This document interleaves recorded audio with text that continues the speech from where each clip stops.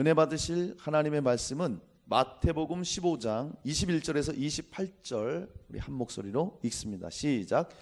예수께서 거기서 나가사 두로와 시돈 지방으로 들어가시니 가나안 여자 하나가 그 지경에서 나와서 소리질러 이르되 주 다윗의 자손이여 나를 불쌍히 여기소서 내 딸이 흉악하게 귀신 들렸나이다 하되 예수는 한 말씀도 대답하지 아니하시니 제자들이 와서 청하여 말하되 그 여자가 우리 뒤에서 소리를 지르오니 그를 보내소서.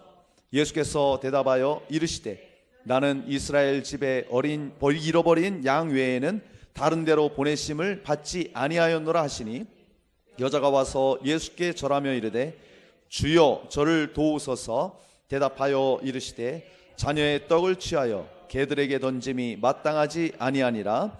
여자가 이르되 주여 올소이다마는 개들도 제 주인의 상에서 떨어지는 부스러기를 먹나이다 하니 이에 예수께서 대답하여 이르시되 여자여 내 믿음이 크도다 내 소원대로 되리라 하시니 그때로부터 그의 딸이 나으니라. 아멘. 주 예수 그리스도의 은혜와 평강이 여러분 모두에게 넘치길 축복합니다. 자, 오늘 제목은요 가나안 여인의 믿음입니다. 이 말씀으로 우리가 함께 은혜를 나눌 텐데요. 우리가 믿음 생활하면서 신앙 생활하면서 가장 중요한 것 중에 하나가 있다면 바로 이제 믿음입니다. 성경을 통해서 우리가 믿음을 살펴볼 때 구원받는 믿음이 있어요. 우리가 믿음이 없다면 구원을 받을 수가 없습니다. 또 역사하는 믿음이 있습니다. 우리가 하나님 앞에 믿음이 없다면 아무런 일도 우리가 경험하지 못하게 돼요. 그리고 이 악한 세대의 마지막 시대를 우리가 어떻게 이깁니까? 예수를 믿는 믿음 아니면 이 시대를 이길 수 없다. 세상을 이기는 믿음도 역시 믿음이라는 것이죠. 구원받는 믿음은 우리가 예수님의 십자가와 그 부활을 믿음으로써 구원을 얻고요. 또 주님이 일하실 수 있도록 우리가 신뢰하며 모든 일들을 맡기며 나아갈 때에 그 모든 상황 가운데 주님이 일하시는 것을 우리가 목도하게 되고 또 이 악한 세대 가운데 우리가 승리할 수 있는 길은 무엇입니까? 주님을 절대 신뢰하고 바라보면서 나아갈 때 복음의 능력으로 우리가 승리하게 되는 것입니다. 이렇게 우리 삶에 있어서 신앙 삶에 있어서 믿음은 너무나도 중요합니다. 오늘은 정말 주님께서 역사하는 그런 믿음을 우리가 살펴보려고 합니다. 성경에 보니까 예수님께서 믿음이 크다고 칭찬했던 사람이 딱 2명 있어요. 한 사람은 누구냐? 백부장입니다. 그 백부장을 보고 예수님이 이스라엘 중에서도 이만한 믿음을 찾아보지 못했다 하면서 아주 극찬을 합니다.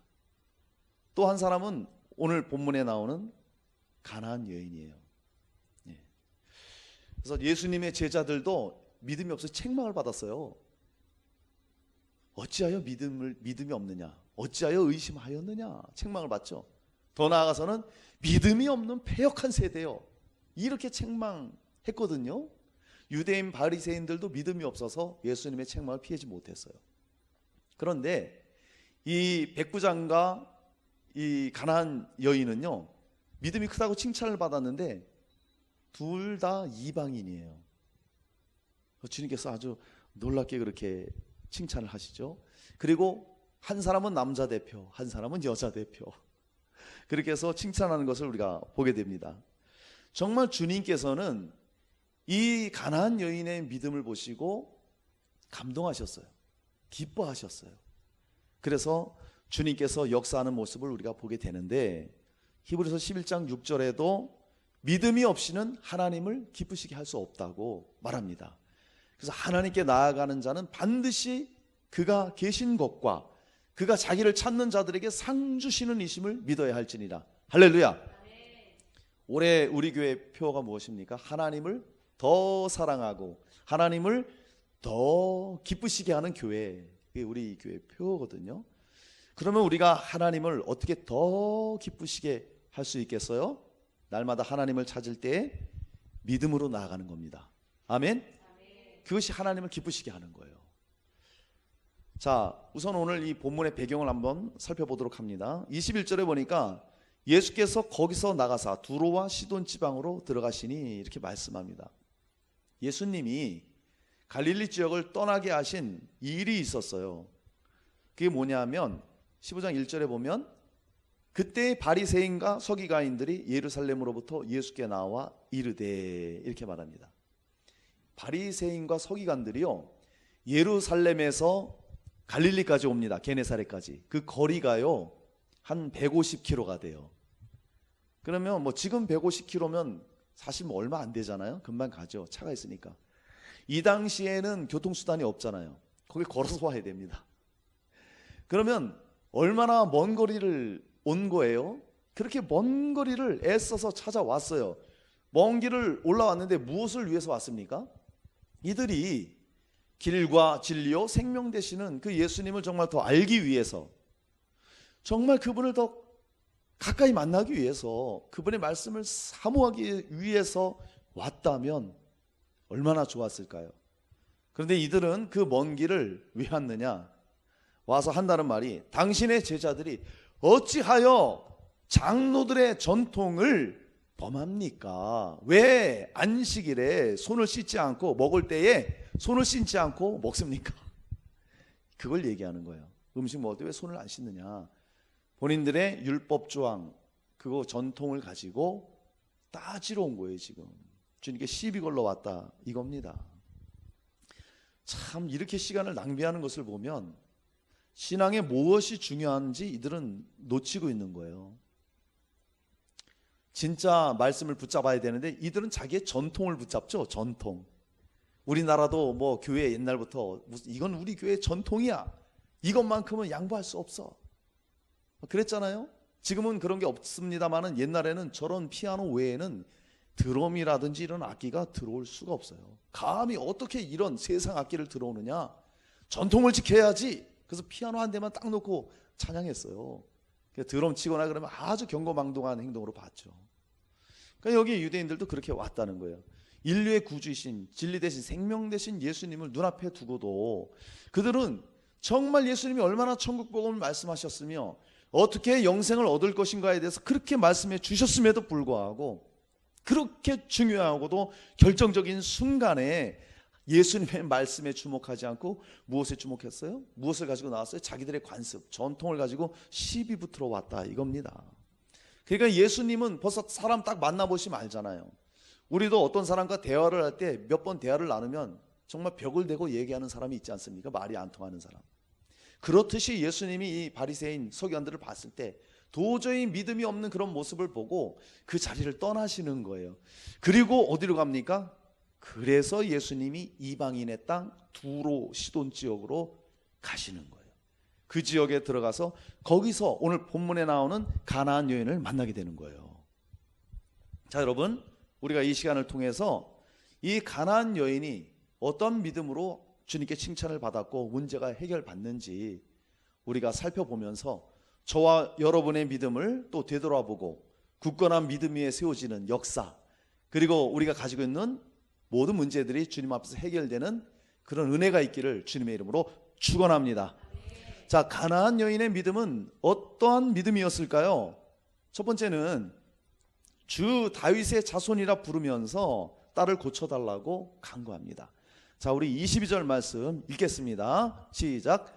가나안 여자 하나가 그 지경에서 나와서 소리질러 이르되 주 다윗의 자손이여 나를 불쌍히 여기소서, 내 딸이 흉악하게 귀신 들렸나이다 하되. 아멘. 자, 사랑하는 여러분, 이 가나안 여인은 예수님을 주로 고백하고 자신의 문제를 맡겼다는 거예요. 자, 이 본문을 보시면 마가복음에 같은 내용의 평행 그런 말씀이 있습니다. 거기에는 이 여인을 수로보니게 여인 이렇게 말하고 있어요. 수로보니게 족속이다. 수로보니게는 수리아라는 지명이에요. 그리고 페키니아라는 지명이 합성되어서 수로보니게 이렇게 말하는 거거든요.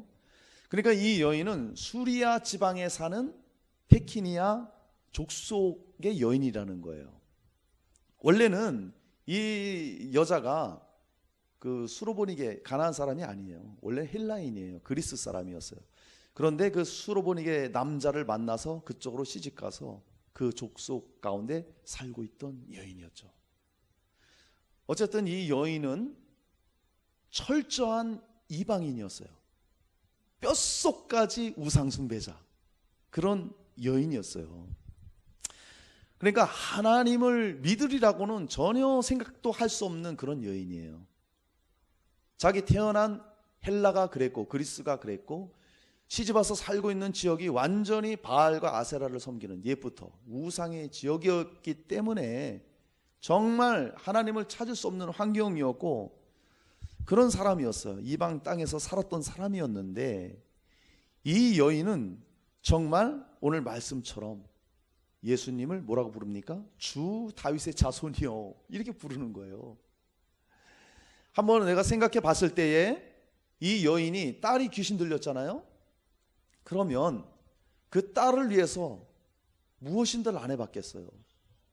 딸이 귀신 들려서 불에 던져지고 고통당하고 죽이려고 하고 그럴 때마다 얼마나 괴로웠겠어요. 아마도 좋은 병원은 다 찾아갔을 것이고 용하다는 의사는 다 찾아다녔을 거예요. 무엇보다도 자신들이 믿는 신, 그 우상 앞에 가서 그 신 앞에 가서 얼마나 고쳐달라고 빌었겠어요?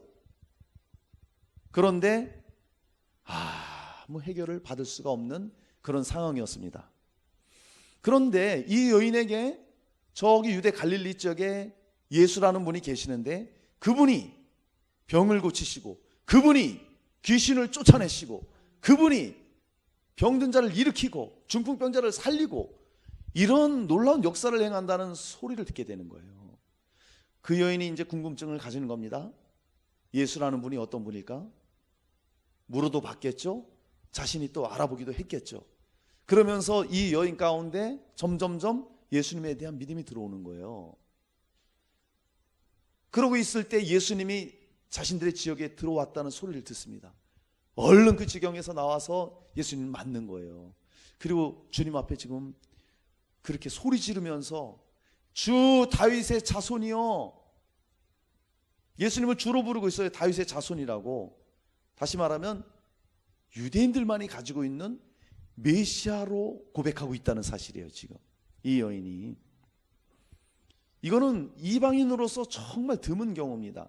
그럼에도 이 여인은 그 예수님, 유대인들이 말하는 다윗의 후손으로 오는 하나님의 아들, 그 왕권을 가지고 오는 자, 모든 문제를 해결할 수 있는 능력 있으신 분, 이렇게 알고 정말 저분이라면 내 딸의 문제를 해결할 수 있겠구나, 내 딸이 귀신 들려 고통당하는 문제를 저분 앞에 가면 받을 수 있겠구나, 할렐루야, 이 믿음이 있었던 거예요. 그러니까 이 가나안 여인의 믿음이 예수님을 주로 고백하면서 자신의 해결 못한 문제를 가지고 나왔다는 거예요. 그리고 간절함으로 도와달라고 외칩니다. 뭐라고 말합니까? 나를 불쌍히 여겨달라고 그렇게 외치는 거예요. 그러니까 단순히 소리만 빽빽 질렀다는 것이 아닙니다. 이 여인의 외침은요, 절박함이에요. 절박함. 정말로. 그러니까 저와 여러분도 문제 앞에서 정말 주님 앞에 이 절박함이 있어야 됩니다. 될렘 되고 말렘 말고 내 팔자가 이런가 보다 이러면 안 되고요. 정말 간절함과 절박한 마음으로 주님 앞에 우리가 그렇게 이 여인처럼 소리를 칠 수 있어야 된다는 거예요. 그런 기도가 필요하다는 것입니다. 많은 사람들이 문제에 직면하게 되면 탄식합니다. 탄식하고 또 애쓰고 소리쳐 보지만 해결 받을 수가 없어요. 그리고 주님 앞에 나와서 소리쳐야 되는데 정작 주님 앞에서는 소리를 치지 않는다는 거예요. 여러분, 정말 왜 그들이 주님 앞에 나와서 이렇게 소리치지 않을까요? 일단은 하나님에 대한 믿음이 없기 때문에 그렇습니다. 그리고 하나님을 믿는다고 하는데요, 그냥 관념의 하나님으로 믿으면 그런 절박함이 없어요. 하나님은 창조주, 구원자, 그냥 내 머릿속에만 계신 분이라면 그분 앞에 절박함으로 나갈 수가 없다는 거예요. 관념적으로 믿으면. 그러면 이런 사람들의 특징은 뭐냐? 어떤 문제가 직면했을 때 내가 내 힘으로 알아보려고 합니다. 해결해 보려고 합니다. 그러다 해결 안 되면 그냥 자기가 그 문제에 붙잡고 씨름하는 거예요. 어떻게 해보려고. 힘들죠. 그런데 이 여인은 그렇게 했다가 자기 힘으로 했다가 안 됐잖아요. 근데 예수라는 분의 말을 듣고서 믿음을 가지고 저분이라면 내 딸의 문제를 해결할 수 있다, 이런 믿음이 있었기 때문에 와서 소리치면서 절박한 심정으로 부르짖는 거예요. 필사적으로 소리치면서 해결을 해달라고 주님께 지금 요구하는 겁니다. 할렐루야. 그러니까 우리에게도, 우리는 예수님을 주로 믿고 있잖아요. 그렇게 예수님을 영접했잖아요. 그렇기 때문에 우리도 때로는 주님 앞에 이렇게 절박함으로 필사적으로 간구할 수 있어야 돼요. 이 여인이 그럴 수밖에 없었던 것은 그 딸이 흉악한 귀신이 들렸다고 말하고 있습니다. 보통 사람들도 귀신의 영향을 사실 많이 받아요. 귀신이 우리에게 나쁜 생각 가져다 주고요, 부정한 생각 가져다 주고 우리에게 틈타기도 하고 그래요. 근데 이게 심해지면 어떻게 돼요? 귀신이 육체 안에 들어와서 그 사람을 꽉 붙잡아 버리면은요, 소위 말하면 이제 그게 귀신 들림이에요. 그럼 자기 의지와 상관없이 거기에 붙들려서 맨날 이상한 소리 해야 되고, 저도 가끔씩 어디 가다 보면 항상 그 자리에서 항상 그 시간에 나와서 항상 혼자서 떠드는 사람이 있어요. 그 사람이 제정신일까요? 그런 사람들이 붙들린 거예요. 이 딸이 흉악한 귀신이 들렸기 때문에 뭐 해결할 길이 없잖아요. 그러니까 아주 필사적으로 절박한 심정으로 주님 앞에 그렇게 외치는 겁니다. 그러니까요, 예수님이 주목하시는 거예요. 예수님이 주목하시는 거예요.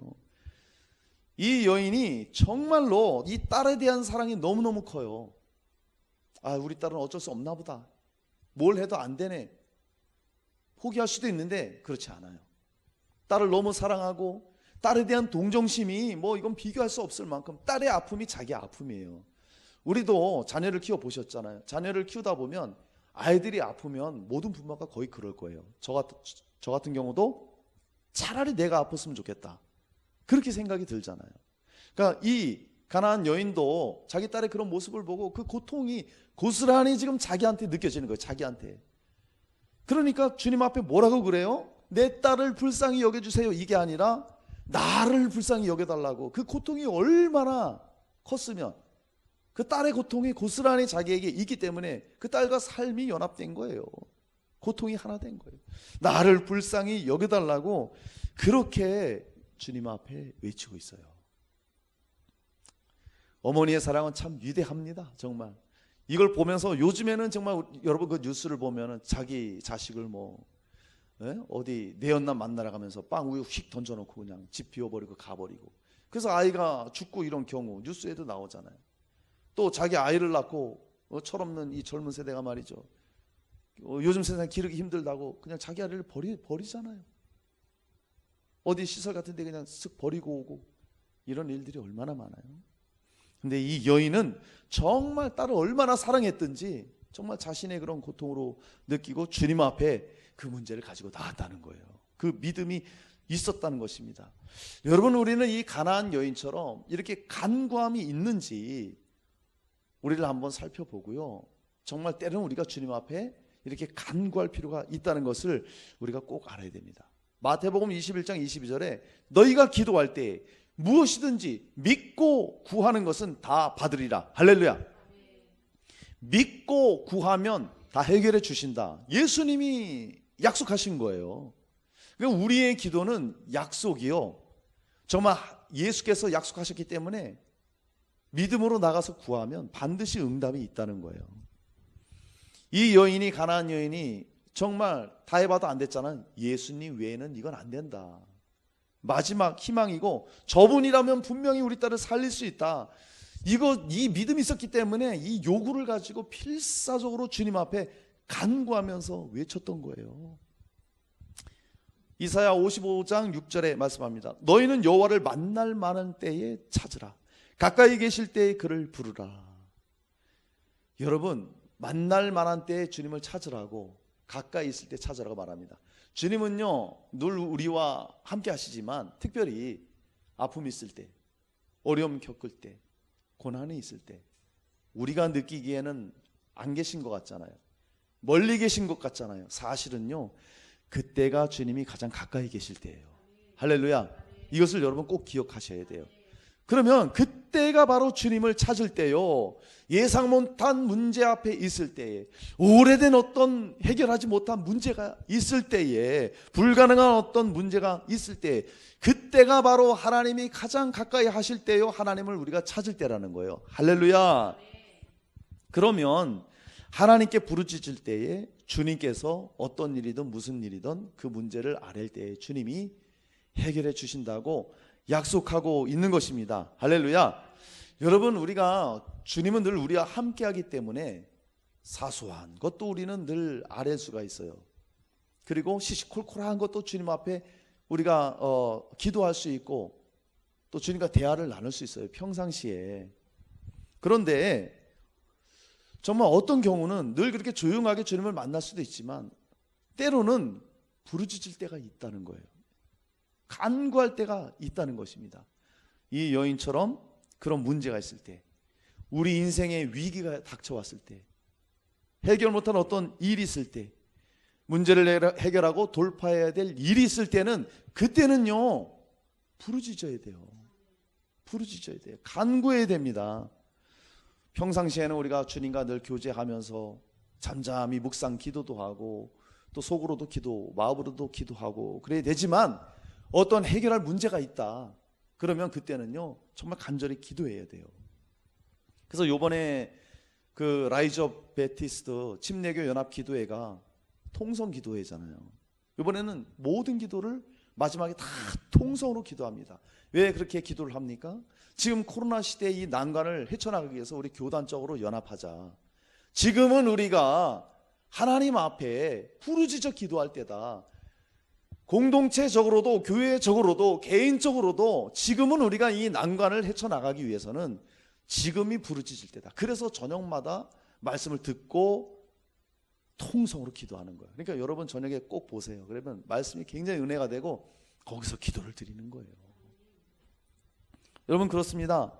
정말 우리가 이렇게 늘 소리쳐 기도하는 것도 그렇지만 때로는 간구할 때가 있다는 거예요. 만약에 집에 살면서 우리 아이들이 맨날 엄마 아빠한테 소리치면서 뭐 해달라고 그러면 혼날 거예요. 그죠? 너 그렇게 이렇게 소리를 빽빽 지르냐? 엄마 아빠 이거 모르냐? 다 해주지. 그럴 거예요. 평상시에는 아빠 엄마에게 자녀들이 그냥 아빠 이거 해주세요, 이거 좀 같이 하면 안 돼요? 다 알잖아요. 그죠? 다 되잖아요. 그런데 예를 들자면 자녀들이 위기에 빠졌어요. 위기에 빠졌어요. 한 예를 들자면 물에 빠졌어요. 그럼 그때는 어떻게 해야 돼요? 부르짖어야 돼요. 그땐 간구입니다. 살려주세요! 이 부르짖어야 돼요. 물에 빠졌다면 거기서 그냥 내 체면이지 어떻게 소리를 질러. 누가 좀 곁에 없으신가요? 나를 건져줄 사람 없으신가요? 물에 빠진 사람, 이런 사람 아무도 없죠.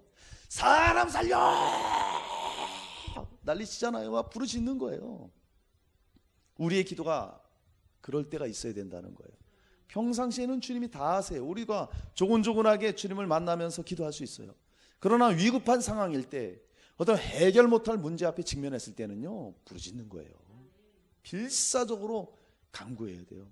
그러니까 우리는 항상 이 두 가지를 가지고 가야 됩니다. 늘 하나님 앞에 마음으로도 또 묵상도 하면서 조용히 기도도 해야 되지만 경우에 따라서는 간절하게 하나님을 찾고 부르짖어야 된다는 거예요. 할렐루야. 가끔씩 우리 딸 또 우리 아내가 이 벌레를 그렇게 무서워해요.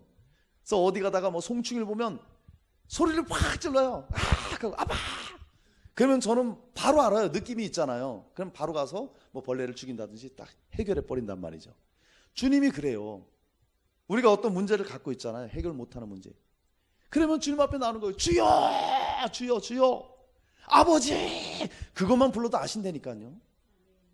해결해 주신다. 할렐루야. 그래서 우리가 주님 앞에 이 여인처럼 우리가 예수를 주로 믿고 있다면 어떻게 해야 돼요? 그런 문제를 가지고 간절히 기도해야 돼요. 여러분 정말 이 시간을 통해서 어떠한 문제든지 또 해결 못할 그런 문제가 있거든 주님 앞에 정말 간절함으로 나오시기 바랍니다. 여기 흉악하게 귀신 들린 딸, 위험할 만큼 해로운 이런 뜻이에요. 그러니까 굉장히 치명적인 그런 병세를 가지고 있다는 거예요. 여러분 이걸 아셔야 됩니다. 세상의 의학 과학이 발달하죠. 의술이. 그래서 정복하지 못하는 병이 점점 지금은 뭐 많이 고쳐지고 있잖아요. 다 인간이 대단해요. 다 정복해 가는데 해결 못하는 병이 있어요. 옛부터 지금까지. 앞으로도 해결 못할 병이 뭐냐? 귀신 역사는 해결 못해요. 귀신 들린 거는요, 아무리 뛰어난 의사라도요 해결 못해요. 할 수 있는 것은 그냥 진정제 주는 것밖에 없습니다. 해결 못해요. 누가 해결했습니까? 예수 그리스도. 할렐루야. 그래요. 우리의 어떤 해결 못할 불가능한 문제 같은 것들 누가 해결해 주십니까? 예수님이십니다. 할렐루야. 그분 앞에 어떻게 나가야 돼요? 그분 우리 주님이세요. 간절한 절박함을 가지고 간구해야 된다는 거예요. 그렇게 문제를 내어 맡기는 거예요. 그럴 때 주님께서 역사해 주십니다. 요한복음 14장 14절에 내 이름으로 무엇이든지 내게 구하면 내가 행하리라. 할렐루야. 예수의 이름으로 무엇이든지 내게 구하면, 하나님께 구하면 내가 행하리라. 성령께서 행하십니다. 할렐루야. 바로 그거예요. 여러분 어떤 문제가 있으십니까? 개인마다 다 문제가 있을 수 있어요. 근데 정말 해결 못할 어떤 문제가 있다면 그것을 가지고 주님께 간구하십시오. 그것이 건강의 문제든 자녀의 문제든지 또 어떤 사람과의 관계의 문제든지 사업의 문제든지 주님 앞에 간절히 부르짖을 때 아버지만 불러도 주여 외쳐도 주님 아시는 거예요. 그렇게 믿음으로 나갈 때 주님이 도와주십니다. 여러분 정말 이 가나안 여인처럼 주 되신 예수님께 모든 문제를 맡겨 부르짖어 해결받으시기를 주님의 이름으로 축원합니다. 자, 가나안 여인의 믿음 두 번째는요, 뒤에서 소리 지르며 도움을 청합니다. 자, 우리 23절 25절 말씀을 읽습니다. 시작. 예수는 한 말씀도 대답하지 아니하시니 제자들이 와서 청하여 말하되 그 여자가 우리 뒤에서 소리를 지르오니 그를 보내소서. 여자가 와서 예수께 절하며 이르되 주여 저를 도우소서. 아멘. 자, 사랑하는 여러분, 이 가나안 여인의 믿음은 끝까지 포기하지 않는 그런 믿음이었습니다. 이 가나안 여인이 예수님께 소리 지릅니다. 불쌍히 여겨달라고요. 딸이 귀신 들린 거, 흉악하게 귀신 들린 거 주님만이 해결할 수 있습니다. 그때 예수님의 반응을 한번 보세요. 뭐라고 말합니까? 한 말씀도 대답하지 아니하시니. 그렇게 부르짖는데요, 예수님이 침묵을 하셔요. 그러니까 예수님이 왜 침묵을 하셨을까요? 아마 그런 이유가 있었을 것입니다. 유대인들은 그렇게 믿으라고 했는데도 안 믿어요. 그런데 기대도 하지 않았던 이 이방 여인이 믿음을 가지고 지금 나왔어요. 그러면서 예수님이 잠깐 생각에 잠기셨을 수도 있습니다. 또 다른 경우는 정말 이 여인이 주 다윗의 자손이요 그러고 나왔잖아요. 그러면 잠시 잠깐 자기의 문제를 해결받기 위해서 이렇게 아부하면서 나온 것인지 아니면 진실한 믿음으로 나온 것인지 예수님이 잠깐 테스트하는 그런 시간을 가질 수 있다는 거예요. 그리고 이 이방 여인의 인내와 믿음을 더욱 정말 깊게 해주시기 위해서 침묵했을 수도 있다는 것입니다. 어쨌든 그렇게 소리질러 외쳤는데 주님이 침묵해요. 자, 그러면 우리가 이 예수님의 침묵을 보면서 우리도 알아야 될 것이 있습니다. 우리가 부르짖을 때, 우리가 절박한 마음으로 간구할 때, 그때 예수님이, 하나님이 침묵할 때도 있다는 거예요. 에이, 응답이 없네, 뭐 기도해도 안 되네, 포기하지 말라는 거예요. 할렐루야. 침묵할 때가 있어요. 하나님이, 예수님이. 이유가 분명히 있습니다. 예수님이 침묵하셨죠. 거절이 아니라는 거예요. 잘못된 간구라면 당연히 예수님이 듣지도 않으시고 응답도 없겠지만, 정말 필요한 간구고 주님 앞에 믿음으로 나왔다면 하나님이 뜻하시고 계획하신 그 시간에 반드시 주님은 응답하십니다. 할렐루야. 이 믿음이 있어야 돼요. 그러니까 우리가 기도할 때 부르짖어 기도해도 금방 응답이 오지 않는다고 해서 좌절하거나 낙심하거나 포기하지 말라는 거예요. 그것이 필요합니다. 예수님이 침묵하셨을 때 이 여인이 포기 안 했어요. 내가 이렇게 부르짖는데 아무 대답도 없으시네. 그냥 무심하게 가시네. 더럽고 치사해서 내가 그만두지 뭐. 안 그랬다는 거예요. 뭐라 그래? 뒤에서 계속 소리 지르는 거예요. 뒤에서 다윗의 자손 예수여 나를 불쌍히 여기서 계속 소리 지릅니다. 나를 도와달라고. 그러니까 제자들이 귀찮은 거야. 하도 소리를 지르니까 예수님 저 여인 좀 돌려보내 주십시오. 예수님이 뭐라고 말씀하세요? 그 여인의 소리를 듣고 하시는 말씀이 나는 이스라엘 집에 잃어버린 양 외에는 다른 데로 보내심을 받지 아니하였노라. 나는 내 백성에게 찾아왔다 이거예요. 예수님이 그렇게 말합니다. 여인에게. 그런데도 이 여인은 포기 안 해요. 계속해서 그래도 날 도와주셔야만 됩니다. 그래도 날 도와주십시오. 끈기 있게 외치는 거예요. 거기다가 예수님이 결정적인 한마디를 던지십니다. 여인에게 말합니다. 자녀의 떡을 취하여 개들에게 던짐이 마땅하지 아니하니라. 그 여인을 지금 개라고 말하고 있는 거예요. 개 취급하는 거예요. 그러면 예수님이 이 여인을 정말 비하하고 뭐 차별해서 이렇게 얘기한 걸까요? 아니에요. 여인의 믿음을 보는 거예요. 그때 여인이 대답합니다. 주여 옳소이다마는 옳습니다. 나 개 같은 여자입니다. 이방인입니다. 그러나 개들도 주인의 상에서 떨어지는 부스러기를 먹고 살지 않습니까? 주여 예수여 부스러기 은혜라도 나에게 주세요. 나 못 가요. 내 딸 해결받지 못하면 나 못 가요. 이런 믿음이에요. 끝까지 포기하지 않는 믿음. 할렐루야. 아멘. 여러분 우리에게 이런 믿음이 필요한 거예요. 아멘. 그러면 주님이 들으셔요. 성경에도 위대한 믿음의 사람들 또 예수 그리스도의 놀라운 역사는 어디서 일어났느냐? 포기하지 않는 믿음으로 나아갈 때 그런 역사들이 일어났어요. 야곱을 보실까요? 창세기 32장에 보면 야곱이 형을 속이고 외삼촌 집으로 도망갔잖아요. 그래서 거기서 큰 부자가 돼서 이제 돌아옵니다. 이 소식을 들었을 때 형 에서가요 400명인가요? 400명의 그 군대를 데리고 야곱을 죽이러 와요. 야곱이 얼마나 두려워요? 그러니까 자기 재산도 갖다 주고 뇌물도 바치고 하는데도 아랑곳하지 않습니다. 그때 야곱이 했던 게 뭐예요? 밤이 새도록 약복날에서 기도합니다. 천사가 씨름을 하는데요, 천사가요 하도 끈질기게 기도하니까 환도뼈를 쳐버려요. 우리 골반뼈 있죠? 이걸 딱 쳐버립니다. 그래서 야곱이 다리를 저는 거예요. 근데 야곱이 거기서 포기도 안 해요. 천사가 날이 샜으니 내가 이제 가야 된다. 야곱이 말합니다. 당신이 나에게 축복하지 않으면 절대로 당신을 놔줄 수 없습니다. 아주 포기하지 않고 끈질기게 기도합니다.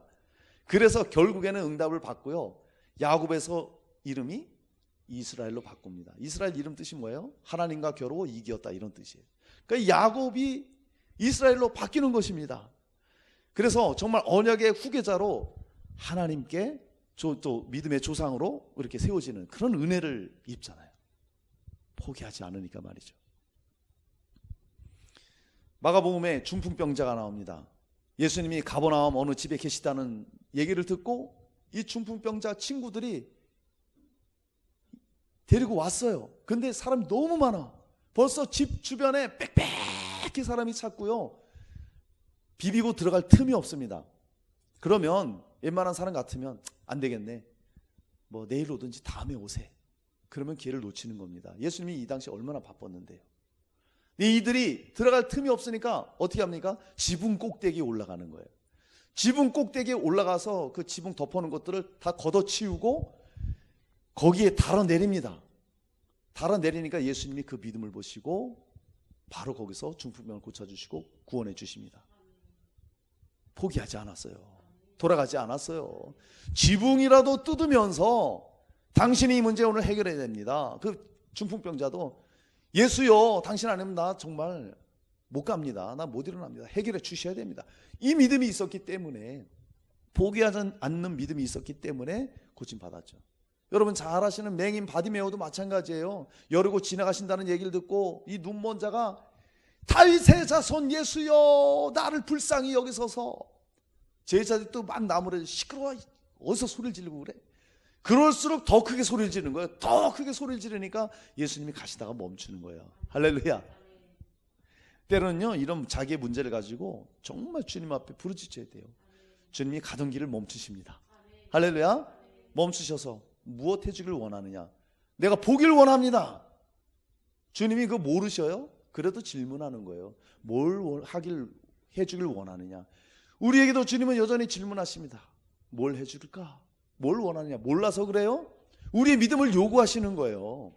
주님, 이 문제를 해결해 주세요. 내가 보기 원합니다. 내 믿음대로 될지어다. 눈이 띄어지잖아요. 할렐루야. 이런 포기하지 않는 믿음으로 나가야 됩니다.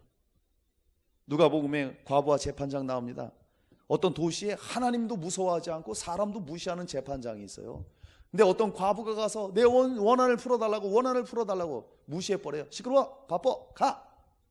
그런데 날마다 와요. 그러니까 이 재판관이, 와, 내가 진짜 하나님도 무시하고 두려워하지 않고 사람도 무시하지만은 가만 보니까 저 과부가 매일 와. 아, 괴로워 죽겠어. 괴로워. 야, 너 뭐야, 무슨 문제야, 내가 해결해 줄게. 그래서 응답을 받았다는 거예요. 예수님이 가르쳐 주신 거예요. 주님 앞에 어떤 문제가 있을 때는 결코 우리가 포기해서는 안 된다는 것입니다. 할렐루야. 포기해서는 안 돼요. 끝까지 포기하지 않는 믿음이 이 여인에게 있었기 때문에 결국에는 자기 딸을 고침받는 역사가 있었던 것이죠. 여러분, 포기하지 맙시다. 여러분 많이 들었을 거예요. 지금이 5포 시대라고 합니다. 5가지를 포기한 시대. 무엇을 포기했냐 하면 젊은이들이 연애를 포기해요. 결혼을 포기해요. 출산을 포기해요. 내 집 마련을 포기해요. 인간관계를 포기해요. 이래서 5포 세대다 이런 말이 나왔습니다. 왜요? 그만큼 세상이 힘들고 현 시대가 어렵다는 거예요. 정말. 여러분, 서울 같은 데, 여기 뭐 홍천은 좀 덜하지만 시골이니까 서울 같은 데서요, 젊은이들이 직장 생활하면서 자기 집 갖는다는 거, 이거 정말 보통 일이 아닙니다. 부모가 물려준 재산으로 뭐 집을 마련하면 모를까, 자기들 스스로 일해서 집을 마련한다? 보통 힘든 문제가 아니에요. 집값이 너무 높아요. 그러니까 너무 힘드니까 이 5가지를 포기하고 산답니다. 엎친 데 덮친 격으로 코로나19가 되면서 모든 만남이나 관계 가운데 어려움이 생겼어요. 그러니까 우리가 만남에도 인원 제한이 벌써 있잖아요. 그리고 또 마스크 썼니 안 썼니 해서 얼마나 폭력이 생기고 막 다툼이 일어나고 말이죠. 소상공인들이 얼마나 타격을 입습니까? 그리고 언제 종식될지 모르는 이 코로나 때문에 불안하고 또 자유롭지 못하게 그렇게 살아가고 있는 지금 이 시대예요. 하여튼 어려운 시대를 지금 우리가 살아가고 있어요. 그럼에도 저와 여러분이 가져야 될 믿음은 이런 상황에 포기하지 말아야 된다. 할렐루야. 이런 시기는 더 하나님이 가까이 하고 더 하나님을 찾을 때이고 주님이 우리의 기도를 더 요구하고 계신다는 사실. 할렐루야. 그러니까 지금은요, 우리가 주님께 부르짖을 때예요. 포기하지 말고 지금 사회적으로도 내 개인적인 문제를 가지고라도 지금은요, 부르짖을 때예요. 간절히 기도할 때예요.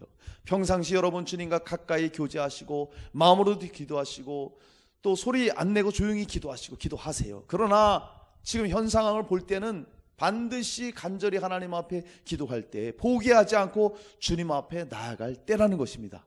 할렐루야. 지금이 하나님께서 가장 가까이 하실 때입니다. 아멘. 지금이 하나님을 정말 하나님의 일하심을 경험할 때예요. 우리가 한번 이 시간 찬양을 한번 부를 텐데요, 이 찬양을 부르시면서 우리 하나님의 일하심을 우리가 기대하면서 불러보도록 하겠습니다. 시대는 어렵지만 우리가 꼭 기억하시기 바랍니다. 그때가 하나님의 때입니다. 그때가 주님이 일하실 때입니다.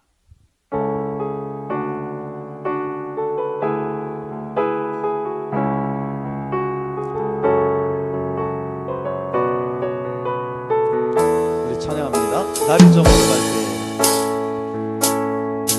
날이 저물어 갈 때, 빈들에서 걸을 때, 그때가 하나님의 때. 내 힘으로 안 될 때, 빈손으로 믿음으로 걸을 때 내가 고백해 여호와 이래. 주가 일하시네, 주가 일하시네, 주가 일하시네. 주께 아끼지 않는 자에게 주가 일하시네, 주가 일하시네. 신뢰하며 걷는 자에게 날이 저물어 갈 때, 날이 저물어 갈 때, 빈들에서 걸을 때, 그때가 하나님의 때. 내 힘으로 안 될 때, 내 힘으로 안 될 때, 빈손으로 걸을 때 내가 고백해 여호와 이래. 주님이 일하십니다. 주가 일하시네, 주가 일하시네. 주께 아끼지 않는 자에게 주가 일하시네, 주가 일하시네. 신뢰하며 걷는 자에게.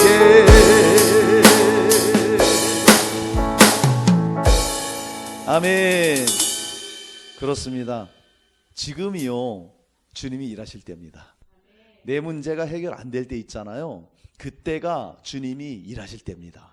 그때가 우리의 믿음을 주님께 드릴 때입니다. 할렐루야. 주님이 일해 주셔요. 여러분, 제가 강철 부대 얘기를 많이 하는데 그 특수 부대들을 이렇게 볼 때 그들의 공통점이 하나 있습니다. 뭐 탈락되건 말건 1등 했건 말건 그걸 떠나서 그들의 공통점이 있는데요, 그들은요 포기가 없어요. 자기 몸이 부서져라 해도 포기를 안 해요. 끝까지 그 미션을 완수해내고 맙니다. 저는 거기에 감동이 되는 거예요. 그래서 제가 그걸 좀 봅니다. 매주 봐요.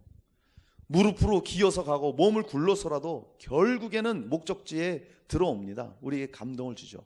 해병대 구호가 뭔지 아세요? 안 되면 될 때까지. 해병대 구호고요. 특전사 구호가 무엇입니까? 안 되면 되게 하라. 뭐예요? 불가능한 일 앞에 해보지도 말고 포기하지 말라는 거예요. 여러분, 우리나라의 경제 발전에 큰 이바지를 냈던 현대그룹의 정주영 회장님 돌아가셨죠? 고 정주영 회장님 유명한 어록이 하나 있어요. 이분이 무슨 말을 했냐? 이봐, 해보긴 해봤어? 누가 와서 부하 직원이 와서 회장님 도저히 그건 안 됩니다, 이 일은 도저히 할 수 없습니다, 그랬을 때 항상 했던 말이 이봐, 해보긴 해봤어? 뭐예요? 시도하지도 않고 포기하지 말라 이겁니다. 그러니까 그 가난한 농부의 아들이었던 그 정주영 회장이 말이죠, 정말 우리나라의 굴지의 대기업을 일으켰잖아요. 나라의 경제 발전에도 굉장히 이바지했잖아요. 포기하지 않았어요. 세상 사람도 포기하지 않습니다. 하물며 하나님의 자녀된 우리가 그 어려운 문제 앞에 포기해서 되겠습니까? 더군다나 주님이 우리에게 기도의 약속을 주셨고 믿음으로 나올 때 내가 너와 함께 아마 그 문제 해결해 줄게 약속을 주셨는데 우리가 포기해야 되겠느냐? 여러분, 저와 여러분이 포기하지 말아야 됩니다. 왜 많은 사람들이 문제를 해결하기를 원해요.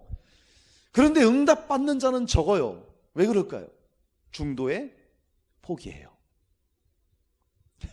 우리 엘사랑 성도님들은 끝까지 포기하지 않고 달려가시기 바랍니다. 포기는 김장할 때만, 포기 셀 때만 포기하시고 그 외에는 포기하지 마시고 끝까지 주님 붙잡고 달려가야 됩니다. 누가복음 15장에 탕자의 아버지가 나와요. 자기 아들이 나갔잖아요. 근데 이 아버지는요, 날마다 거리에 나와서 자기 아들이 오는지 기다려요. 하루, 이틀, 한 달, 두 달, 10달, 1년 계속해서 아들을 기다립니다. 아들을 포기하지 않아요. 웬만한 심성 나쁜 사람 같으면 이런 나쁜 자식 내가 어떻게 키웠는데 내 재산을 가지고 그렇게 나가버려? 집에도 들어오지 마, 호적 파버리게 이러잖아요. 근데 이 아버지는 날마다 기다려요. 그 비유에 나온 아버지가 누구예요? 하나님이세요. 하나님은요, 우리를 날마다 기다리세요. 제가 그거를 깨달았을 때 얼마나 감사했는지 몰라요. 하나님은 내가 청년 때 방황했을 때, 정말 하나님 앞에 못된 짓 했을 때, 죄악 가운데 살았을 때, 어둠에 있었을 때, 그럼에도 나를 기다려주신 거예요.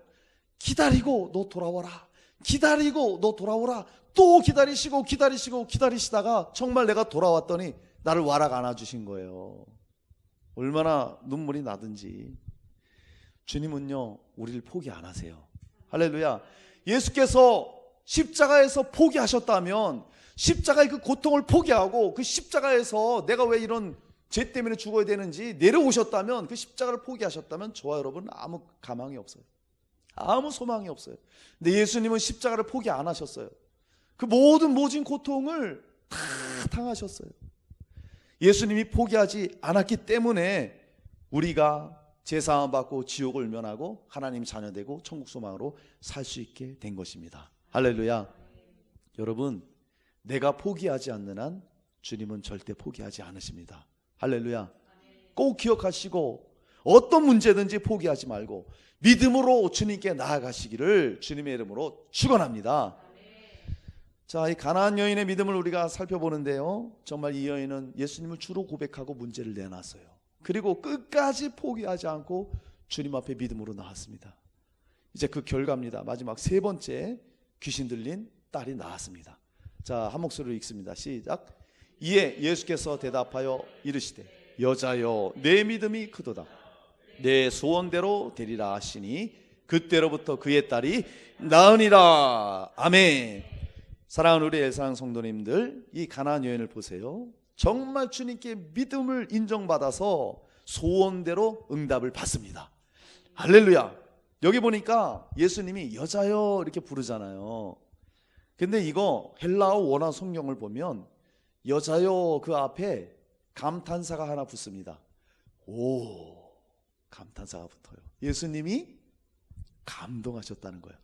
오, 여자요, 이렇게 불러주시는 거예요. 정말 주로 고백하고 포기하지 않고 주님 앞에 나왔을 때 주님 감동하시는 거예요.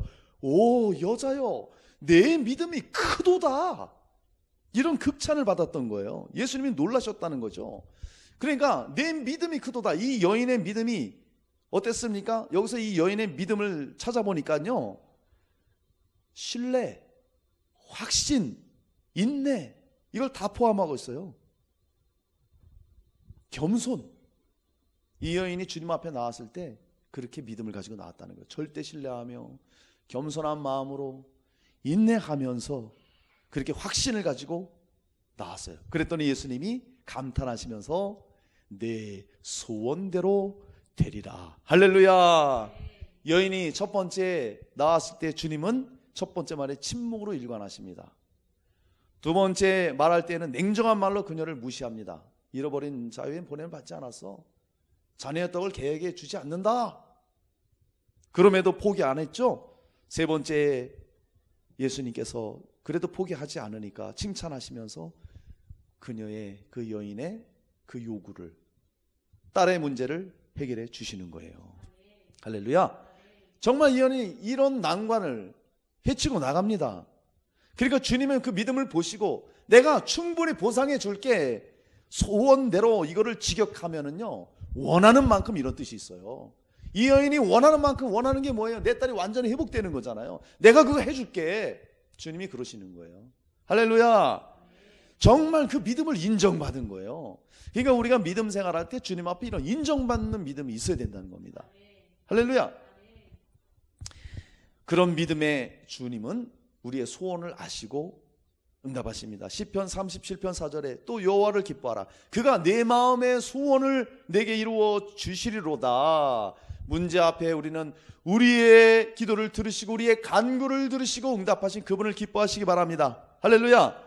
어떤 상황에든 주님을 기뻐하면 우리 소원을 이루어 주신다 말씀하고 있어요.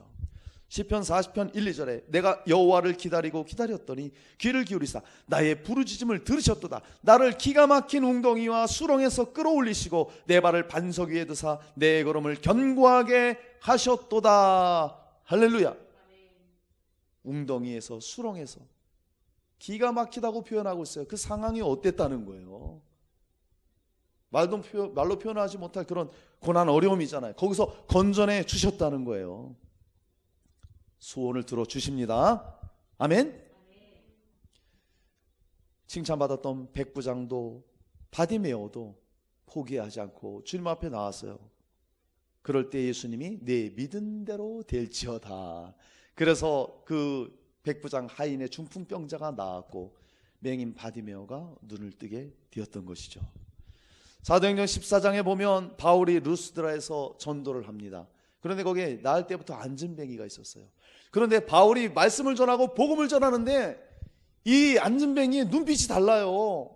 얼마나 바울을 주목해서 보는지 눈이 반짝반짝 빛나고 이 안에 믿음이 막 생긴 거예요. 그러니까 바울이 그를 볼 때 구원받을 만한 믿음을 봤다고 말하고 있습니다.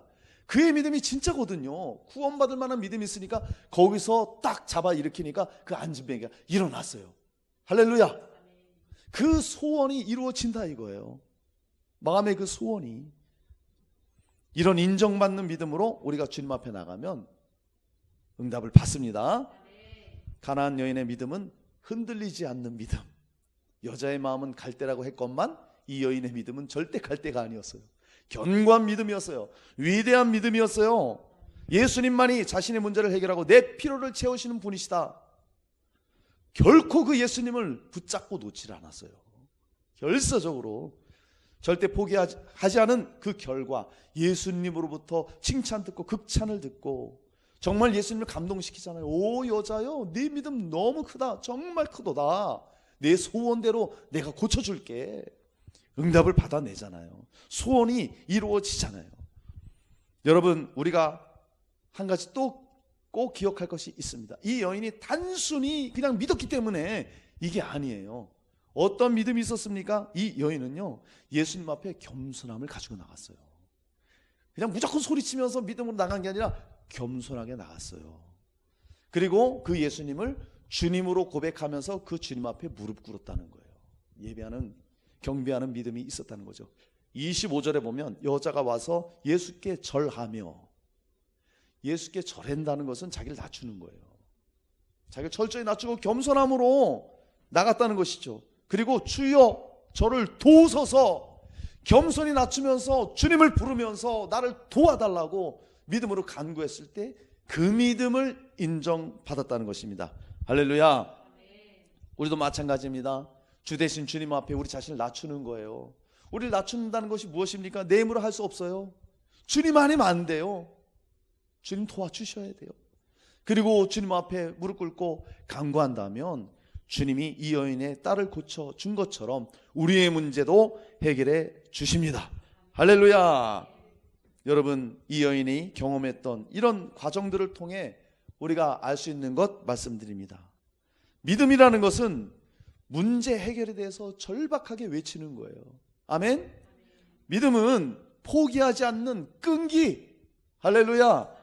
그리고 믿음은 겸손한 마음으로 주님을 경배하는 겁니다.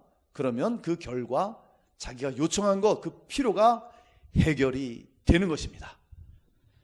자, 이제 말씀을 정리하겠습니다. 말씀을 이제 정리합니다. 오늘 가나안 여인의 믿음 우리가 살펴봤어요. 정말 이방인이었던 이 여인이 예수님을 주로 고백하고 흉악히 귀신 들린 자기 딸의 문제를 예수님께 맡겨버립니다. 그리고 끝까지 포기를 안 해요. 무시하고 침묵하고 정말 듣지 못할 그런 말을 들었음에도 포기하지 않고 예수님을 붙잡고 놓아주지 않습니다. 그 결과 예수님의 감동을 이끌어내고 믿음을 인정받아서 그 소원대로 그 딸이 고침을 받습니다. 사랑하는 우리 엘사랑 성도님들, 정말 오늘 이 시간부로 어떤 문제가 있거든, 오래된 해결 못할 문제가 있거든 포기하지 마시고 주님께 맡기시기 바랍니다. 주님이 일하십니다. 주님이 일하세요. 역사하세요. 그때는 우리가 알지 못해요. 분명한 것은 반드시 주님이 그 문제를 해결해 주신다. 그렇게 해서 마음의 소원을 다 응답받으시는 여러분 되시기를 주님의 이름으로 축원합니다. 아멘.